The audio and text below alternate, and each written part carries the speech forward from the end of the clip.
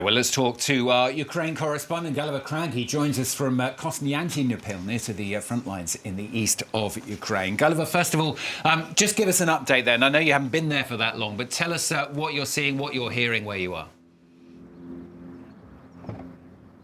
Well, Konstantinopel is about 15 kilometers north of Velika Novosilka, which is the town, if you like, from where the most successful prong of the counteroffensive so far seems to have sprung from, the rear base for the attacks that have successfully liberated at least 4 villages to the south of Velika Novosilka. So this morning I went to Velika Novosilka, and it's a very, very eerie place. There was no one around at all in the streets, but lots of debris, lots of pieces of missiles, shrapnel you could see, and most buildings I saw seemed to be in ruins. Later though, here at this, I'm at a sort of cafe shop place where soldiers tend to stop for a coffee.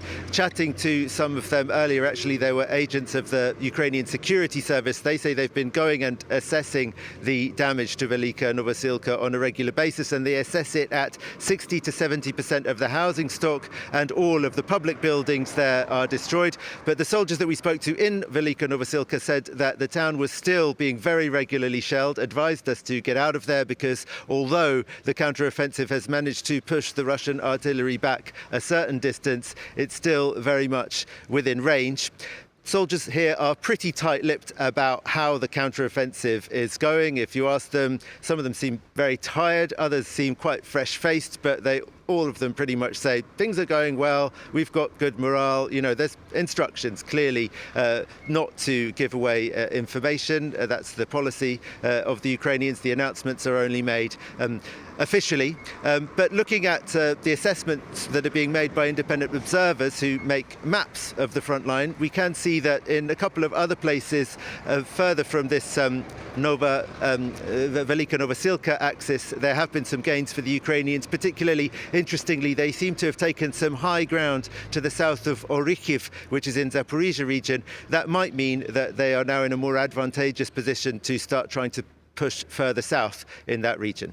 We've also heard, of course, Gulliver, as we mentioned earlier on the programme, of these new attacks by Russia, this time on Odessa.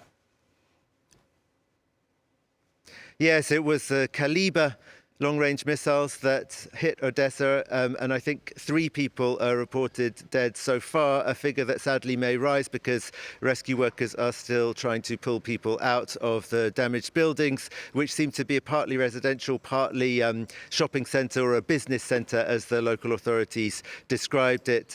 That's an ongoing situation there in Odessa. Gulliver, thanks very much. Gulliver Cragg there, our correspondent, joining us from near to the front lines in the Donetsk region.